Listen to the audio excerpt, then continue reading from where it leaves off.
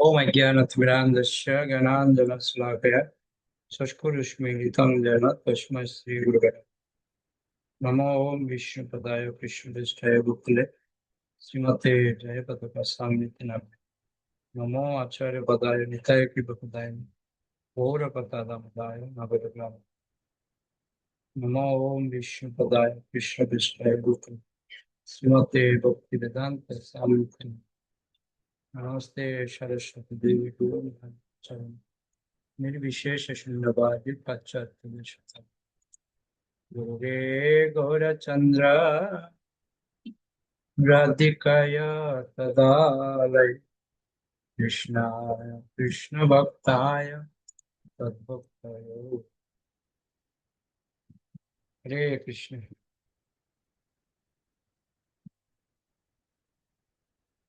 42 নম্বর শ্লোকের অনুবাদ করবেন গার্গী মাতাজি। 43 নম্বর শ্লোকের অনুবাদ সর্বর্ণ মাতাজি। 46 নম্বর শ্লোকের অনুবাদ উজ্জ্বলা মাতাজি। 45 নম্বর শ্লোকের অনুবাদ করবেন জয়ন্তী মাতাজি। 47 নম্বর শ্লোকের অনুবাদ মৃত্যুবিন্দু মাতাজি। 47 নম্বর শ্লোকের অনুবাদ প্রাণানন্দিনী মাতাজি।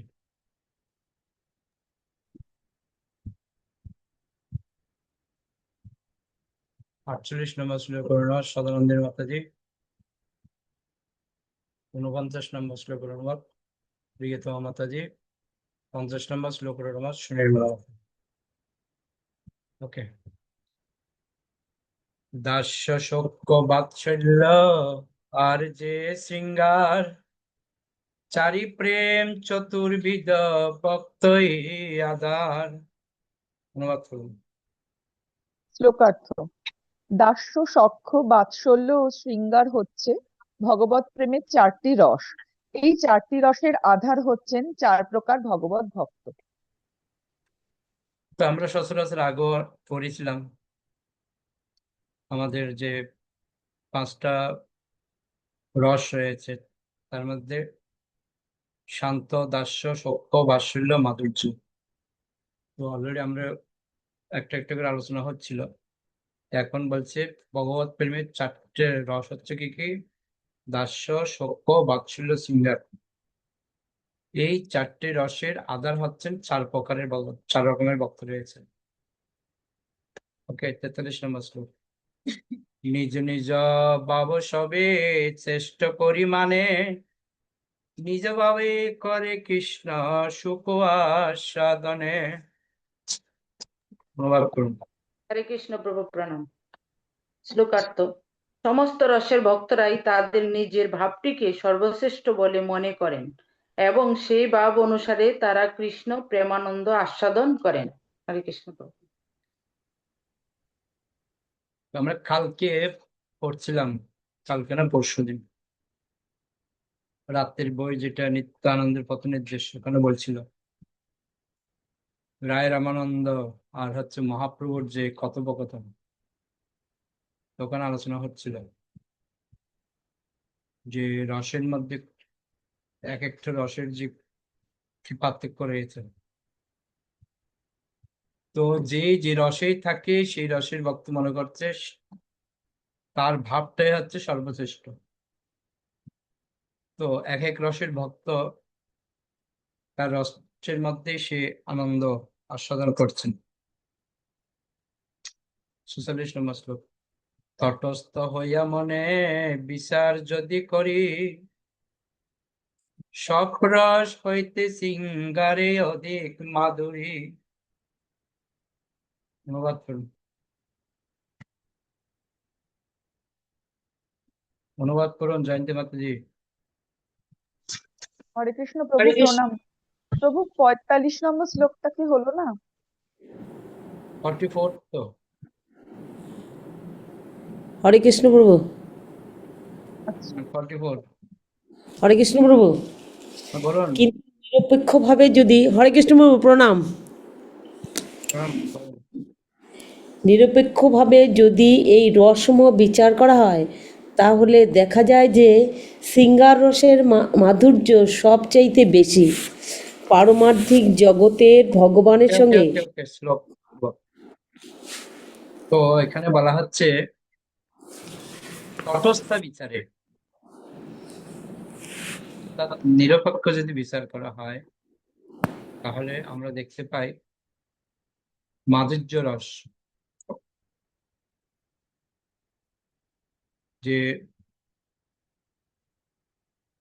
কালকে আমরা পড়লাম, রায় রামানন্দ মহাপ্রভুকে বলছেন রসের মধ্যে সর্বশ্রেষ্ঠ হচ্ছেন মাধুর্য রসের মধ্যে যে সেবা, ওটা হচ্ছে সব থেকে বেশি। তো ওই জন্য প্রভুপাদ ব্যাখ্যা করছেন পারমার্থিক জগতে ভগবানের সঙ্গে বিভিন্ন ভক্তের বিভিন্ন সম্পর্কের ক্ষেত্রে কেউ কারো থেকে বড় অথবা ছোট নয়, কেননা সেই জগতে সবকিছুই সমান। কিন্তু যদিও সেই সম্পর্কগুলির পরম স্তর অধিষ্ঠিত, তবুও তাদের মধ্যে অপাকৃত একটি বিভেদ রয়েছে। এভাবেই সেই সমস্ত অপাকৃত সম্পর্কগুলির মধ্যে মাধুর্য প্রেমকে সর্বশ্রেষ্ঠ বলে বিবেচনা করা হয়।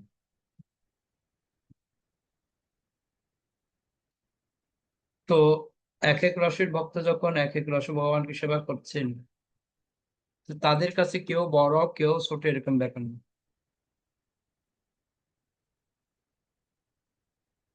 যে যে রসে আছে সেই মনে করছে সেটাই আমার জন্য সর্বশ্রেষ্ঠ। কিন্তু তথাপিও বলা হচ্ছে সমস্ত সম্পর্কের মধ্যে মাধুর্য রস সেটা হচ্ছে সর্বশ্রেষ্ঠ। 45 নম্বর শ্লোক। যতোত্তরমস্যৈ সাধ বিশেষোল্লাসময়াপি রতির্বাসনয়া সাধ্যে ভাসতে কাপি কস্যচিৎ। অনুবাদ করুন।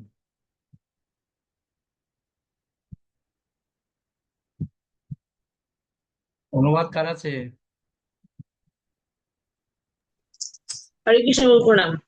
অনুবাদ: রতি উত্তরোত্তর বৃদ্ধি পেয়ে বিভিন্ন স্তরে আস্বাদিত হয়, সেই রতি ক্রমে ক্রমে চরম স্তরে পরম আস্বাদনীয় মধুর রস রূপে প্রকাশিত হয়। হরে কৃষ্ণ। Okay. তো বলা হচ্ছে স্তরে স্তরে আস্তে আস্তে আস্তে আস্তে যখন সেবায় যুক্ত হয়, তখন ক্রমান্বয়ে আস্তে আস্তে বিভিন্ন রসের মধ্যে থাকতে থাকতে থাকতে থাকতে তো হরে কৃষ্ণ প্রভু, এখানে রতি কথাটার কি অর্থ হচ্ছেন বুঝতে পারলাম না। করেননি রতি, প্রেম। রতি মানে হচ্ছে প্রেম, এটা হচ্ছে উচ্চতর ভাষা। বৈদিক ভাষার মধ্যে এগুলো উচ্চতর ভাষা, যে আমরা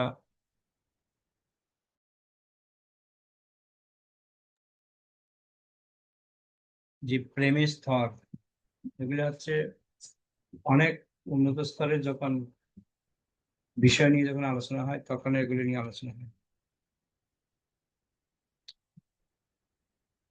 তো বলা হচ্ছে প্রেম যখন, রতি মানে কি বললাম? রতি মানে হচ্ছে প্রেম। তো প্রেম যখন আস্তে আস্তে আস্তে আস্তে বৃদ্ধি পায়, তখন চরমে গিয়ে সেটা আস্বাদনীয়। আস্বাদন মানে কি? স্বাদ। তো স্বাদ পাওয়া যায়। ঠিক যেরকম মনে করুন আপনি প্রতিদিন মিষ্টি খাচ্ছেন মিষ্টি খাচ্ছেন মিষ্টি খাচ্ছেন, মিষ্টিরই একটা রূপান্তর হচ্ছে কি রসমালাই। তো মিষ্টি রসমালাই সেম, কিন্তু স্বাদ একটু পার্থক্য আছে। তো যখন আপনি খেতে খেতে খেতে খেতে যখন একটা স্তরে যাবেন, যখন রসমালাই খাবেন, মিষ্টি খাচ্ছেন, খেতে খেতে হঠাৎ রসমালাই খেলেন, মিষ্টিরই একটা বিকল্প। তো তখন আপনার মধ্যে কিরকম পাবে, একটা আনন্দ পাবেন আপনি, তখন ইচ্ছে করবে আরো আরেকটু খাই। তো সচরাচর এই শ্লোকটা হচ্ছে শ্রী রূপ গোস্বামী ভক্তি রসামৃত সিন্ধু থেকে দ্বিতীয় স্কন্ধ পঞ্চম অধ্যায় 38 নম্বর শ্লোক থেকে উদ্ধৃত হয়েছে। মধুর রস হচ্ছে কি, যাকে সহজ ভাষায় বলা হয় প্রেম। তো ভগবানের সাথে যে প্রেম হয় সেটাকে বলা হচ্ছে মধুর রস। আমাদের জড়জগতে যেটা হয় সেটা হচ্ছে কাম। ওই জন্য বলা হচ্ছে কৃষ্ণেন্দ্রিয় প্রীতিবাঞ্ছা তরে প্রেম না। নিজেন্দ্রিয় প্রীতিবাঞ্ছা তারে বলে কাম। আমাদের যেটা আছে সেটা হচ্ছে কাম, আর কৃষ্ণকে কেন্দ্র করে যেটা আছে সেটা হচ্ছে প্রেম। তাই প্রেমেরও দুটো ভাগ রয়েছে। একটা হচ্ছে স্বকীয়া, আরেকটা হচ্ছে পরকীয়া। একটা বই আছে বিপ্রম্বর ভাবে শ্রীগৌরাঙ্গ, একটা বই আছে, ওখানে ব্যাখ্যা করছে প্রেম কাকে বলে। তো বলা হচ্ছে অতএব মধুর রস কহিতার নাম স্বকীয়া পরকীয়া ভাবে বিবিধ সংস্থান। অতএব মধুর রস কহিতার নাম স্বকীয়া পরকীয়া ভাবে দ্বিবিধ সংস্থান। অনুবাদ করুন।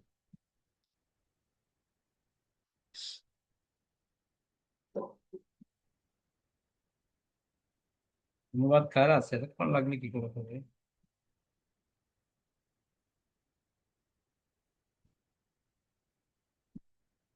হেমা মাথি অনুবাদ করুন। হরে কৃষ্ণ প্রভু প্রণাম। শ্লোকার্থ। অতএব তাকে আমি মধুর রস বলে উল্লেখ করেছি। সক্রিয়া ও পরকীয়া ভেদে এই রসের দুটি বিভাগ রয়েছে। হরে কৃষ্ণ প্রভু প্রণাম। তো যেটা বললাম, মধুর রসের মধ্যে দুটো পার্ট, একটা হচ্ছে স্বকীয়া আর একটা হচ্ছে পরকীয়া। তো ব্রজের মধ্যে যেটা রয়েছে সেটা হচ্ছে কি পরকীয়া, বিশেষ করে 47 নম্বর শ্লোক।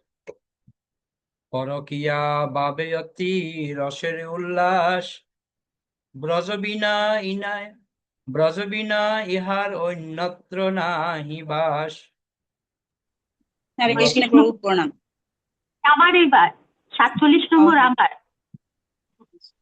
পরকীয়া ভাবে এই রস প্রবল ভাবে বর্ধিত হয়েছে, ব্রজ ছাড়া অন্য কোথাও এই রস দেখা যায় না। মাতাজি তোমার আগেরটা ছিল। হরে কৃষ্ণ প্রণাম। তো বলা হচ্ছে পরকীয়া ভাবে এই রস প্রবল ভাবে বর্ধিত হয়েছে। তো বৃন্দাবনে যে প্রেম সেটা হচ্ছে পরকীয়া। কৃষ্ণের জন্য সবাই গভীর রাতে ছুটতেন, যে কৃষ্ণ চিন্তায় তারা সবসময় মগ্ন থাকতেন। তো সচরাচর আমরা জানি, যদিও বলা হচ্ছে পরকীয়া, তথাপিও তাদের সাথে যে কৃষ্ণের আগেই পূর্ণমাসী দ্বারা তাদের বিবাহ হয়েছিল। যখন কৃষ্ণ ব্রহ্মার সাথে গোবৎস হরণ লীলা হচ্ছিল, সমস্ত ব্রজ যে রাখাল সবাইকে যখন ব্রহ্মা হরণ করেছিল, হরণ করে যখন গুহার মধ্যে রেখে দিয়েছিল, তখন কৃষ্ণ নিয়ে যতজন সখা ছিল সবার রূপ ধারণ করে প্রত্যেকের বাড়িতে গিয়েছিল। প্রত্যেকের বাড়িতে গেলে কি হবে, তখন একটা পূর্ণমাসী একটা গেম খেলেছিল। গেমটা কি না, বলছে এই বছরটা খুব শুভ। তো এই বছর যদি এই বৃন্দাবনের যত ব্রজ বালক আছে আর ব্রজ যে মেয়ে আছে গোপী, তো তাদের যদি বিয়ে দেওয়া হয় তাহলে সব থেকে বেশি তারা সুখী হতে পারবে। তো পূর্ণমাসীকে সবাই ভালোবাসতো ব্রজের মধ্যে, পূর্ণমাসী যা বলতো তাই। তো পূর্ণমাসীর কথা শুনে সবাই ধুমধাম করে বিয়ে দিয়ে দিয়েছে সবাই। তো হিসাব মতো বলতে গেলে যে কৃষ্ণের সাথে সবার আগে অলরেডি বিয়ে হয়েছে। ওকে,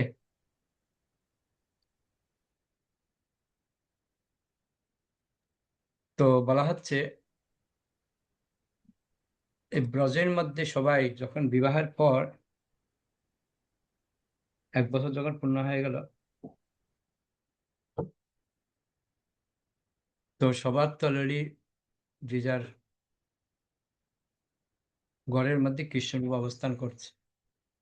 আরেকটা বিষয় হচ্ছে ব্রজের সমস্ত রমণীরা চেয়েছিল কৃষ্ণের মতো যেন একটা পুত্র তারা লাভ করে, প্রত্যেকে চেয়েছিল। যখন মা যশোদার কোলে যখন কৃষ্ণকে দেখতো তখন তারা বলতো, ইস, এরকম যদি একটা সন্তান আমাদের হতো, আমরা আদর করতাম, তাকে ভালোবাসতাম। তো কৃষ্ণ বলেছে তোমার সব প্রত্যেকের আশা অবশ্যই পূর্ণ করা হবে। তো এই জন্য কৃষ্ণ সবার ঘরের মধ্যে যখন গিয়েছে তখন তাদের সন্তানের প্রতি ভালোবাসা 1000 গুণ বেড়ে গেছে প্রত্যেকে। তো ভগবান যে কোনো কিছু করার সময় অনেকগুলি পয়েন্ট একসাথে একত্রিত করে তারপর সেটা জগতের মধ্যে প্রকাশ করেন।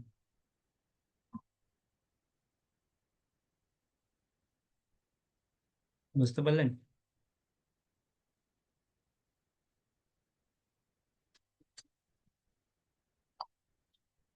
48 নম্বর শ্লোক। 48 পড়েছি নাকি? না প্রভু, পড়বেন না। ব্রজবধূ গণের এই বাপ নিরবধি, তার মধ্যে শ্রীরাধায় বাবেরও অবধি। অনুবাদ করুন। হরে কৃষ্ণ প্রভু প্রণাম।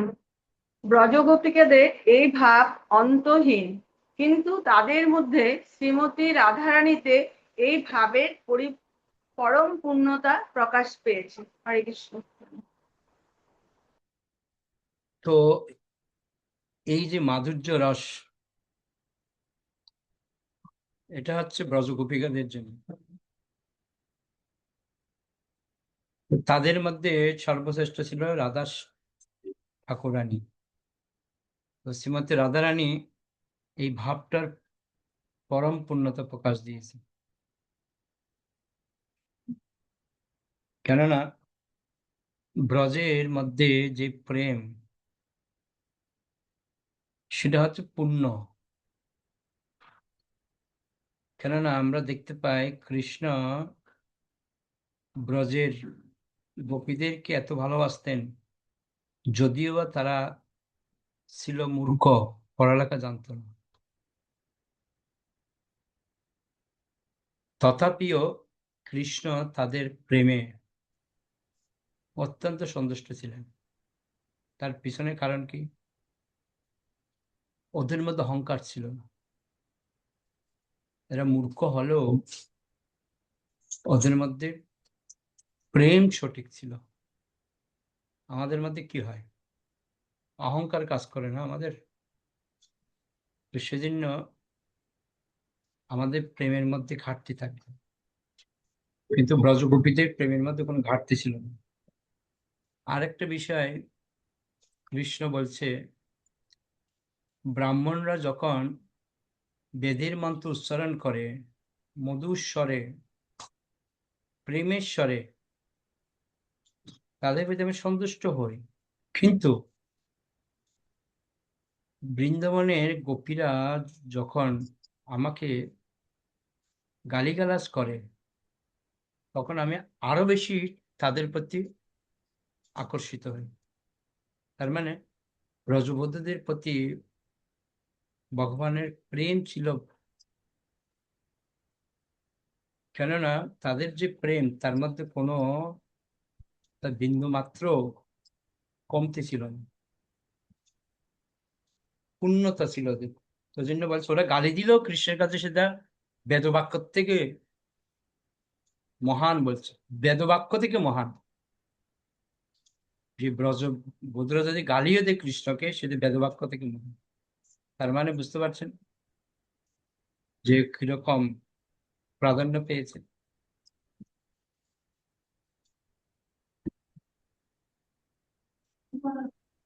49 পৌর নির্মল ভাব প্রেম সর্বোত্তম কৃষ্ণের মাধুর্য রস আস্বাদ কারণ। হরে কৃষ্ণ প্রভু। হরে কৃষ্ণ।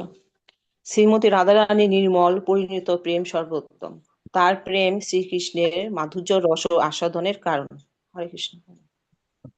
বলছে শ্রীমতী রাধারানীর প্রেম হচ্ছে সর্বোত্তম, কেন? সেটা ছিল নির্মল। নির্মল মানে কি? নির্মল মানে হচ্ছে স্বচ্ছ, একদম ক্লিন। যেমন জল, জল যখন মাঝখানে আমরা যখন দেখি কত স্বচ্ছ, ঠিক সেরকম রাধারানীর যে প্রেম ছিল সেটা হচ্ছে স্বচ্ছতা। ব্রজগোপীদের প্রেম হচ্ছে স্বচ্ছতা। ওই জন্য রাধারানীর যে প্রেম, এই প্রেম হচ্ছে শ্রীকৃষ্ণের মাধুর্য রসের আস্বাদনের কারণ। এগুলি বলা হচ্ছে কেন না, মহাপ্রভু যেহেতু এই জগতে এসেছেন, তিনি দেখতে চেয়েছেন রাধারানী কৃষ্ণকে যে এত সেবা করে কি আনন্দ পায়,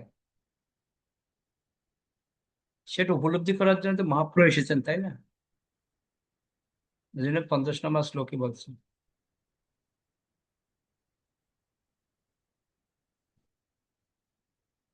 অতএব সেই ভাব অঙ্গীকার করি সাধিলেন নিজ বাঞ্ছা গৌরাঙ্গ শ্রীহরি। হরে কৃষ্ণ প্রভু প্রণাম। তাই শ্রী গৌরাঙ্গ, যিনি হচ্ছেন স্বয়ং শ্রীহরি, তিনি রাধারানীর সেই ভাব অঙ্গীকার করে নিজের বাসনা পূর্ণ করেছিলেন। হরে কৃষ্ণ। সুন্দর যে মহাপ্রভু যিনি হচ্ছেন শ্রীহরি, তিনি রাধারানীর সেই ভাব অঙ্গীকার করেছিলেন। আমরা কালকে পড়ছিলাম নিত্যানন্দের পথ নির্দেশে রায় রামানন্দ সংবাদ, যে মহাপ্রভু আর রায় রামানন্দ মধ্যে কথা হচ্ছে। তো রায় রামানন্দ তিনি প্রশ্ন করেছিলেন যে সর্বোত্তম সাধ্য সাধন কোনটা? এই যে রাধারানীর যে মাধুর্য প্রেম, সেটাকে তিনি বলছেন সর্বশ্রেষ্ঠ। আর আজকে আমরা পড়লাম মহাপ্রভু সেটা স্বীকার করেছেন। তো প্রভুপাদ বলছে ভগবত ভক্তিতে দাস্য, সখ্য, বাৎসল্য, মাধুর্য, এই 4টি রসের মধ্যে মাধুর্য রসকেই পূর্ণতম বলে বিবেচনা করা হয়।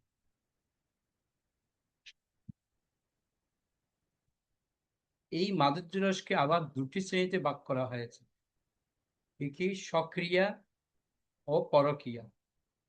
সক্রিয়া ও পরক্রিয়া। তো সক্রিয়া কাকে বলে, পরক্রিয়া কাকে বলে? সক্রিয়া বলতে সামাজিক প্রথা অনুসারে বিবাহের মাধ্যমে ভগবান শ্রীকৃষ্ণকে যখন পতিরূপে লাভ করা যায়, তখন পতি আর পত্নীর ভাব সম্পন্ন মাধুর্যকর সম্পর্ককে বলা হয় সক্রিয়া। সক্রিয়াতে পতি পত্নীর সামাজিক বিবাহের মাধ্যমে যেটা হয়, যেমন দ্বারকা, রুক্মিণী, সত্যভামা, এই যে সবাইকে যে ভগবান বিবাহ করেছে ওরা সবাই হচ্ছে স্বকীয়া। আর পরকীয়া কি?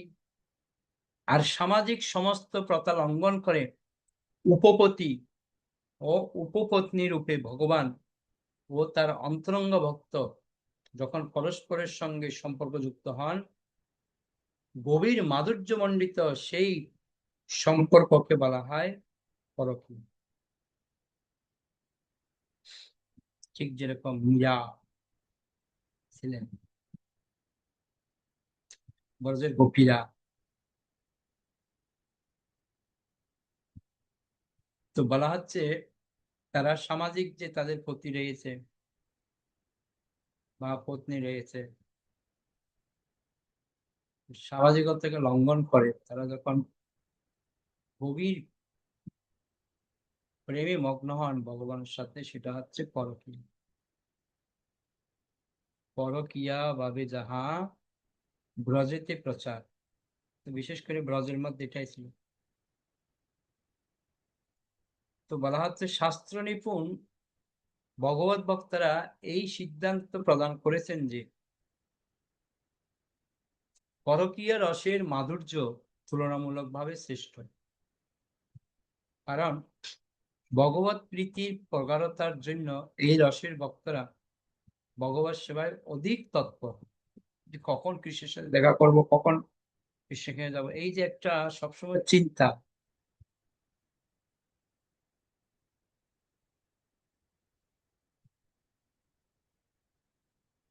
তো এই জন্য বলা হচ্ছে,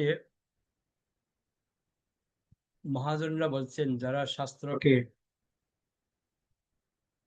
মন্থন করেছেন, সেই সমস্ত মহান মহান ভক্তরা, শাস্ত্রের মধ্যে পারদর্শী পণ্ডিত, তারা ব্যাখ্যা করছে পরকীয়া রস হচ্ছে সর্বশ্রেষ্ঠ। ভগবানের প্রতি গভীর প্রেমের আতিশয্যে যে সমস্ত ভক্ত নিজেদের ভগবানের চরণে সম্পূর্ণভাবে উৎসর্গ করেছেন, তারাই পরকীয় প্রেমের মাধুর্যের দ্বারা ভগবানের পরম প্রীতি সাধন করেন। উপপত্নীর ভূমিকা অবলম্বনকারী এই সমস্ত অন্তরঙ্গ ভক্তরা যদিও জানেন যে উপপতির সঙ্গে এই ধরনের অবৈধ প্রণয়জনিত সম্পর্ক সামাজিক রীতিবিরুদ্ধ, তবুও ভগবানের প্রতি তাদের গভীর অনুরাগ বশত তারা সব রকম সামাজিক রীতি লঙ্ঘন করার কলঙ্ক গ্রহণ করেন। সামাজিক যে একটা প্রথা রয়েছে সেটাকে তারা উল্লঙ্ঘন করে ভগবানের প্রতি যে প্রেম, ওটার প্রতি অত্যাধিক আসক্তি হয় তারা। আর যেহেতু এই ধরনের ভগবত প্রেমে বিপদ ও ভয়ের কারণ রয়েছে, তাই তাকে বিপদ ও ভীতিবিহীন অন্য মাধুর্যপর প্রেমের থেকে অধিক শ্রেষ্ঠত্ব প্রদান করা হয়েছে। তো সহজে যে জিনিসটা পাওয়া যায় সেটার কোনো গুরুত্ব থাকে না। যে জিনিসটা অনেক কষ্ট করে পাওয়া যায় সেটা দেখবেন অনেক মূল্যায়ন হয়। ঠিক যেরকম আমরা দেখতে পাই বর্তমান সমাজে বাবা যখন ইনকাম করে না, তো বাবা কিন্তু খরচ করতে পারে না। বাবা একটা খরচ করার সময় 50 বার চিন্তা করে, খরচ করব না, খরচ করলে কি হবে। আর ছেলে মিনিটে লাগে না, মুহূর্তের মধ্যে সব খালি করে দেবে।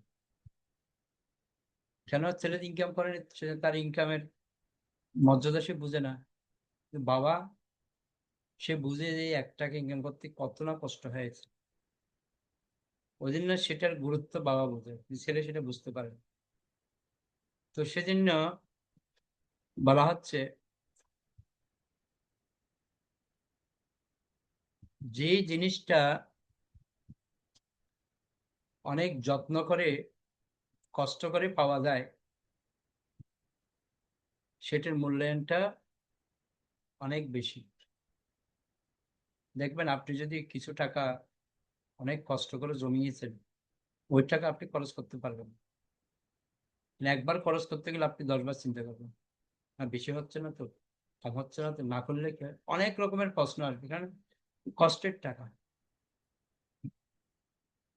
তো ঠিক সেরকম বলা হচ্ছে, এই যে পরকীয় রস, যে প্রেম, সেটা অনেক কিছু লাঞ্ছনা সহ্য করতে হয়, অনেক কথা সহ্য করতে হয়, অনেক অনেক কিছু বলবে।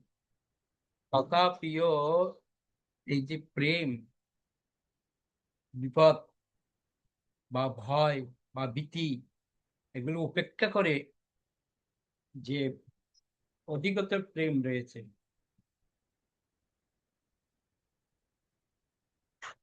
বলা হচ্ছে এই ধরনের কলঙ্কিত প্রেমের বৈধতা কেবল অপ্রাকৃত জগতেই দেখা যায়। জড়জগতে স্বকীয়া ও পরকীয় প্রেমের কোনোটিরই অস্তিত্ব নেই। এমনকি বৈকুণ্ঠ জগতেও পরকীয় প্রেমের কোনো অস্তিত্ব নাই। তা কেবল ব্রজ নামক গোলক বৃন্দাবনের একটি বিশেষ অংশে বিরাজ করে। এগুলি কিন্তু সব জায়গায় নেই। এই জগতের মধ্যে এসব করলে ধরে পিটাবে। এটা একমাত্র ব্রজে, গোলক বৃন্দাবনের একটা জায়গা হচ্ছে ব্রজ বলে একটা বিশেষ অংশ রয়েছে, সেখানে এগুলি প্রাধান্য পেয়েছে।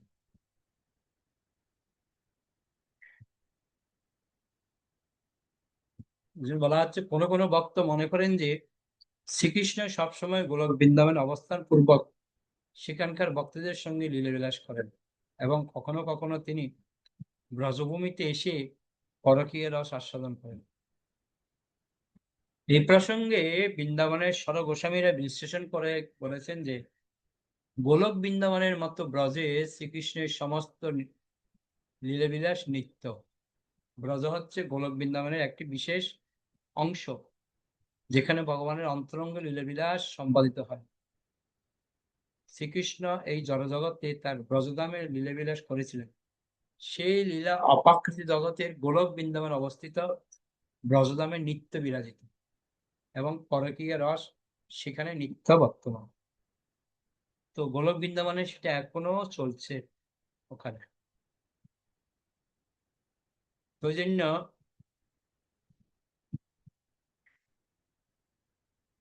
চৈতন্য চরিতামৃত মহাকাব্যের তৃতীয় পরিচ্ছেদে ছিল কৃষ্ণদাস কবিরাজ গোস্বামী স্পষ্টভাবে বর্ণনা করেছেন যে, আমরা পড়ে আসছি আগের অধ্যায়টাতে, বৈবস্বত মন্বন্তরের অষ্টবিংশতি চতুর্যুগে দাপরের শেষে শ্রীকৃষ্ণ তার সর্বোত্তম লীলাবিলাসে নিত্য আলয় ব্রজধাম সহ এই জগতে অবতরণ করেন। অর্থাৎ দাপর যুগের শেষ ভাগে কৃষ্ণ আসেন। ভগবান যেমন তার অন্তরঙ্গ শক্তিকে আশ্রয় করে এই ধরাধামে অবতীর্ণ হন, তেমনই তার লীলাবিলাসের সহায়ক বিভিন্ন উপকরণ ও বাহ্যিক সহায়তা ছাড়া সেই একই অন্তরঙ্গ শক্তি থেকে প্রকাশিত হয়।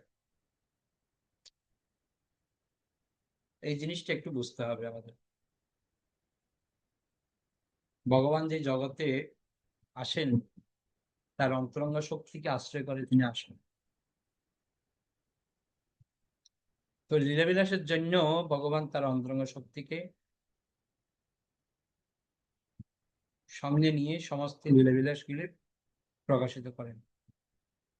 বলা হচ্ছে চৈতন্য চরিতামৃতে পুনরায় উল্লেখ করা হয়েছে যে অপ্রাকৃত জগৎ ব্যতীত আর কোথাও পরকীয় প্রেমের প্রকাশ হয় না। এই সর্বোচ্চ স্তরের ভগবত প্রেম অপ্রাকৃত জগতের এক বিশেষ অংশে প্রকাশিত হয়, কিন্তু পরমেশ্বর ভগবানের অহৈতুকী কৃপার প্রভাবে এই জগতে বদ্ধজীবের অগোচর ব্রজধামের সেই সর্বোচ্চ রস কিঞ্চিত মাত্র প্রকাশিত হয়। এই জগতে যেটা আমরা দেখতে পাচ্ছি পরকীয়, সেটা কিঞ্চিত, অরিজিনাল তো গোলক বৃন্দাবনের মধ্যে রয়েছে। ওই জন্য বলা হচ্ছে ব্রজগোপিকারা যে অপাকৃত মাধুর্য রস আস্বাদন করেন, শ্রীমতী রাধারানী হচ্ছেন তার মূল আধার। রাধারানী হচ্ছে সমস্ত কিছুর মূল। তিনি একমাত্র এই পরকীয়া রসের যে আনন্দ কৃষ্ণকে সেটা তিনি প্রদান করেছেন। শ্রীমতী রাধারানী যার অপাকৃত ভাব স্বয়ং ভগবান অনুধাবন করতে পারেন না, ওই জন্য তো মহাপ্রভু ভাবছে যে রাধারানী কিভাবে এই আনন্দগুলো উপলব্ধি করেন। তার মধ্যে মাধুর্যপর প্রেমের অপাকৃত রস সমন্বিত দিব্য ভাবের পূর্ণ প্রকাশ হয়েছে। তার প্রেমময়ী সেবা সমস্ত অপাকৃত আনন্দের মধ্যে সর্বোত্তম। ভগবানের দিব্য মাধুরীর রসাস্বাদনে তিনিই সর্বশ্রেষ্ঠ। এই রসাস্বাদনে কেউ তাকে অতিক্রম করতে পারে না। এই রাধারানীর যে প্রেম সেটা কেউ অতিক্রম করতে পারবে না। তাই ভগবান স্বয়ং শ্রীমতী রাধারানীর ভাব অবলম্বন করে শ্রী গৌরাঙ্গ রূপে আবির্ভূত হয়েছেন। শ্রী গৌরাঙ্গ রূপে তিনি ব্রজধামে প্রকাশিত পরকীয়া রসের সর্বশ্রেষ্ঠ আনন্দ উপভোগ করেছেন। সকলে বুঝতে পারছেন আপনারা? এই যে অপাকৃত প্রেমের যে রস মহাপ্রভু এই ব্রজধামে যে অপাকৃত প্রেম সেটা মহাপ্রভু দেখছেন কি আছে। তো অলরেডি আমরা আদি লীলা বিশেষ করে প্রথম পরিচ্ছেদে আমরা 5 নম্বর শ্লোকটা আমাদের প্রত্যেকেরই 6 নম্বর শ্লোক প্রত্যেকেরই মুখস্থ রাখা দরকার। কারণ এই 6 নম্বর শ্লোকের মধ্যে পূর্ণ রাধারানীর যে কৃষ্ণের প্রতি যে মাধুর্য প্রেম কিরকম ছিল সেটা পুঙ্খানুপুঙ্খ ভাবে ব্যক্ত করা হয়েছে। তো সেই জন্য একজন মহাপ্রভুর ভক্ত হিসাবে আমাদের প্রত্যেকেরই উচিত চৈতন্য চরিতামৃতের প্রথম পরিচ্ছেদ 6 নম্বর শ্লোকটা মুখস্থ রাখা। কেন 6 নম্বর শ্লোকটা মুখস্থ রাখতে বলছি তার পিছনে কারণটা হচ্ছে কি না, মহাপ্রভুর আবির্ভাবের যে মূল কারণ, 3টা যে কারণ রয়েছে, এই 3টা কারণ আমাদের কাছে জীবনভর মনে থাকবে। আর এটা আমাদের মহাপ্রভুর ভক্ত হিসেবে আমাদের প্রত্যেকের এটা মনে রাখা উচিত। না হলে আমরা যে মহাপ্রভুর ভক্ত তাহলে সেটা প্রকাশ পাবে না। সেই জন্য আমাদের প্রত্যেকেরই উচিত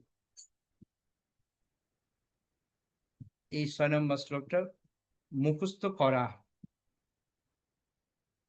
বিশেষ করে মুখস্থ রাখা। কি বলছে শ্লোকটা?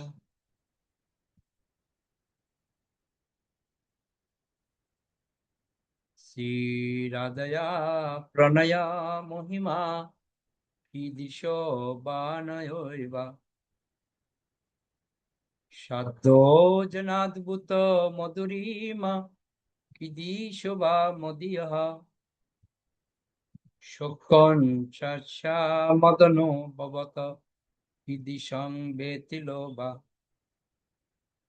অত্তৎ বাবাড্ডাহ সমজ নিশচি গর্বর সিন্ধু হরিন্দু। তো এই শ্লোকটা আমাদের মনে রাখতে হবে, কারণ এখানে বলছে মহাপ্রভু কেন আবির্ভূত হয়। বলছি শ্রী রাধার প্রেমের মহিমা কিরকম।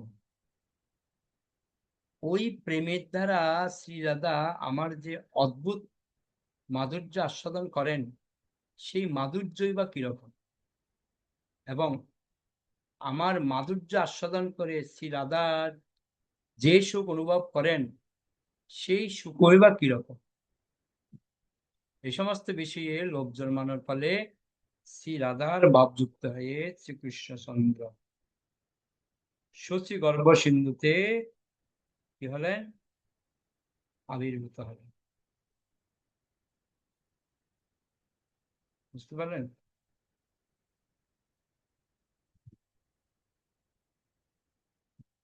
তো সেজন্য আমাদের প্রত্যেকেরই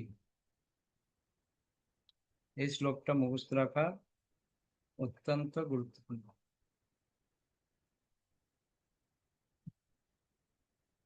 বুঝলেন?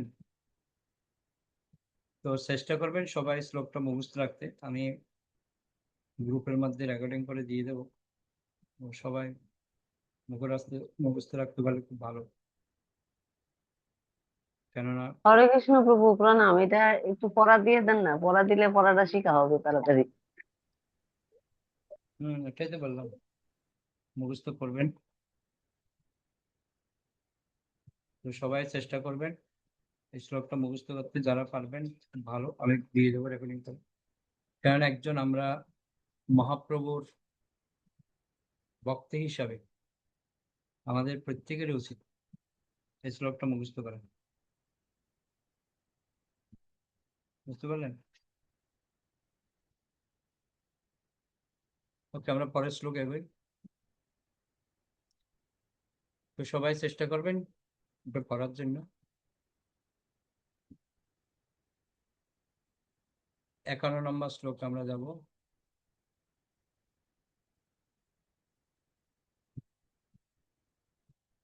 একান্ন নম্বর শ্লোকের অনুবাদ করবেন সুমিত্রা মাতাজি, আর 52 নম্বর শ্লোকের অনুবাদ করবেন রূপশ্রী মালিনী মাতাজি। প্রভু আমি একটা পড়বো, আমি পড়তে পারিনি, আমি তখন শুনতে পাইনি ভালোভাবে। অমনোযোগী হলে এই হচ্ছে হাও। ঠিক আছে, দেখি যাই আগে পড়ি। কৃষ্ণ প্রভু আপনার কথা পুরোটা বোঝা যাচ্ছে না। একদম আস্তে আস্তে তো বুঝতে পারিনি এই জন্য। ওকে, শ্লোক 51। সুরেশানাং দুর্গাং গতিরতিশয়ন পদ্মীষদাং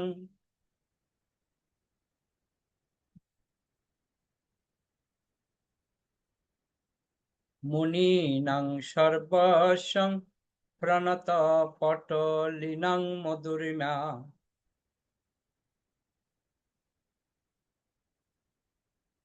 বিনির্যাস প্রেম্ন নিখিল পশুপালাম্বুজ দিশাং সচৈতন্য কিং মে পুনরপি দৃশ্যর্যাস্যতি পাদম। অনুবাদ করুন। হরে কৃষ্ণ প্রণাম প্রভু। অনুবাদ: শ্রী চৈতন্য মহাপ্রভু হচ্ছেন দেবতাদের আশ্রয়, উপনিষদ সমূহের লক্ষ্য, মুনিদের সর্বস্ব, শরণাগত ভক্তদের মধুরিমা, কমল নয়না ব্রজ যুবতীদের প্রেমের নির্যাস স্বরূপ। সেই চৈতন্য চন্দ্র কি পুনরায় আমার গোচরীভূত হবেন? হরে কৃষ্ণ প্রণাম প্রভু। ওকে,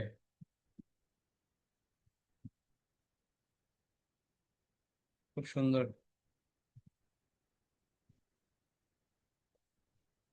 তো শ্রী চৈতন্য মহাপ্রভু হচ্ছেন দেবতাদের আশ্রয়, উপনিষদ সমূহের লক্ষ্য, মুনিদের সর্বস্ব। তার মানে বুঝতে পারছেন, মুনিদের সর্বস্ব বলা হচ্ছে, শরণাগত ভক্তদের মধুরিমা, কমল নয়না ব্রজ যুবতীদের প্রেমের নির্যাস স্বরূপ। সেই চৈতন্য চন্দ্র কি পুনরায় আমার গোচরীভূত হবেন?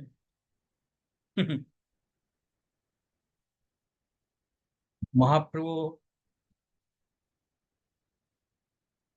হচ্ছেন প্রেমের নির্যাস।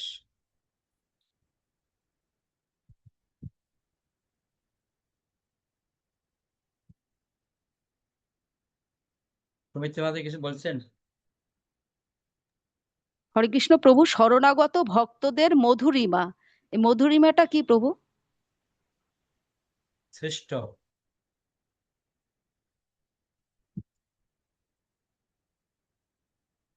যারা মাধুর্য রসে যারা আছে, সর্বোচ্চ স্বাদ, যারা ভগবানের প্রতি পূর্ণ শরণাপন্ন, এরা হচ্ছে খারা ব্রজের কপিরা, তাদের কথা বলা হচ্ছে মধুরিমা। এরাই হচ্ছে ভগবানের প্রতি পূর্ণ শরণাপন্ন, কমলনয়না,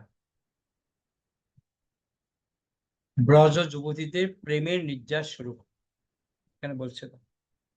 তো সেটা উপলব্ধি করার জন্য তো মহাপ্রভু এসেছেন, তাই না?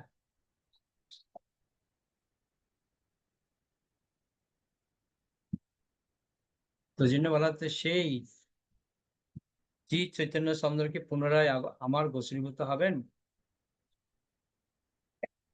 আমি কবে মহাপ্রভুর কৃপা পাবো? এগুলি কে বলছেন কথাগুলি? বিশ্বদাস কবিরাজ গোস্বামী। 52 নম্বর শ্লোক। অপারং কশ্যাপি প্রণয়ী জনবিন্দাস্য কৌতুকী রসস্তোমং রীতা মধুরমুপভোক্তুং কমপি ইহা রুচং ক্ষমাবব্রে দুতিমিহ তদিয়াং প্রকটয়ন সদেব চৈতন্য কীর্তিরতি তরাং ন কৃপয়াতু। অনুবাদ করুন। হরে কৃষ্ণ প্রভু প্রণাম। শ্রীকৃষ্ণ তার অসংখ্য প্রণয়ী জনের মধ্যে কোনো এক বিশেষ ব্রজ যুবতীর শ্রীমতী রাধারানীর অন্তহীন রসমূহ আস্বাদন করার জন্য তার নিজের শ্যামবর্ণ গোপন করে শ্রীমতী রাধারানীর গৌরবর্ণ অবলম্বন করে শ্রী চৈতন্য রূপে প্রকাশিত হয়েছেন। তিনি আমাদের বিশেষভাবে কৃপা করুন। হরে কৃষ্ণ প্রভু প্রণাম। আমি যে কথাটা একটু আগে বললাম, সেম কথাটাই আবার পুনরায় বলছি। আমরা 6 নম্বর শ্লোকে যেটা বললাম, মহাপ্রভু কেন আসছেন, রাধারানী কিভাবে কৃষ্ণকে সন্তুষ্ট করেন বা কৃষ্ণের প্রেম কিভাবে তিনি পান, এই বিষয়গুলি আমাদেরকে শেখানোর জন্যই শ্রীমতী রাধারানীর যে ভাব, ওটা নিয়ে তার নিজের যে শ্যামবর্ণ সেটাকে গোপন করে গৌরবর্ণ ধারণ করে এই জগতে প্রকাশিত হয়েছে। ওই জন্য আমাদের প্রতি যেন বিশেষভাবে কৃপা করেন, এটাই প্রার্থনা করছে কৃষ্ণদাস কবিরাজ গোস্বামী। এই শ্লোকটা হচ্ছে 51 ও 52 ছিল রূপ গোস্বামীর স্তবমালার প্রথম চৈতন্যষ্টকম 2 এবং দ্বিতীয় চৈতন্যষ্টক 3 থেকে উদ্ধৃত। পৃথিবীতে মাতাজি পড়বেন। শ্লোক 53। অবগ্রহণের হেতু করিল ধর্ম স্থাপন, তার মুখ্য হেতু কহি শুনো সর্বজন। হরে কৃষ্ণ প্রভুর প্রণাম। শ্লোকার্থ। শ্রীমতী রাধারানীর ভাব আস্বাদন হচ্ছে তার অবতরণের মধ্যে মুখ্য কারণ, এবং সেই সঙ্গে সঙ্গে তিনি যুগধর্ম স্থাপন করেছেন। সেই মুখ্য কারণ আমি এখন বর্ণনা করব, দয়া করে আপনারা সকলে তা শ্রবণ করুন। হরে কৃষ্ণ প্রভু। তো বলছে রাধারানীর ভাব অবলম্বন করাটা হচ্ছে মুখ্য কারণ, সেই সঙ্গে আরেকটা হচ্ছে যুগধর্ম। এই যে কলিযুগে যে যুগধর্ম হরিনাম সংকীর্তন, সেটা তিনি স্থাপন করেছেন। তো বলছে আপনারা সবাই শ্রবণ করুন, সেটা বলছেন, এখন বলবেন। 46 নম্বর শ্লোক, 46, 45 দুটো শ্লোক করবো, আবার শেষ করবো। তো 46 নম্বর শ্লোকের অনুবাদ করবেন অজিতেশ প্রভু, আর 45 নম্বর শ্লোকের অনুবাদ করবেন অচ্যুত অচিন্ত প্রভু। প্রভু 55 54 55 54 হচ্ছে অজিতেশ প্রভু, 55 হচ্ছে অচিন্ত প্রভু। মূল হেতু আগে শ্লোকের কইল আবাস, এবে কহি সেই শ্লোকে অর্থ প্রকাশ। হরে কৃষ্ণ প্রভু প্রণাম। ভগবানের অবতারণের মুখ্য কারণ বর্ণনা করে একটি শ্লোকে আমি তার আভাস পূর্বে দিয়েছি। এখন আমি সেই শ্লোকের পূর্ণ অর্থ প্রকাশ করব। হরে কৃষ্ণ প্রভু প্রণাম। তো বলছে আমি অলরেডি একটা আভাস আগে দিয়েছি। ওই যে বললাম না, যে আভাস হচ্ছে 6 নম্বর শ্লোক, ওখানে আভাস দিয়েছিলেন, ওটা হচ্ছে আভাস ছিল, আর এখন পূর্ণ অর্থ প্রকাশ করছে। 55 নম্বর শ্লোকে দেখুন পূর্ণ অর্থ প্রকাশ করছে।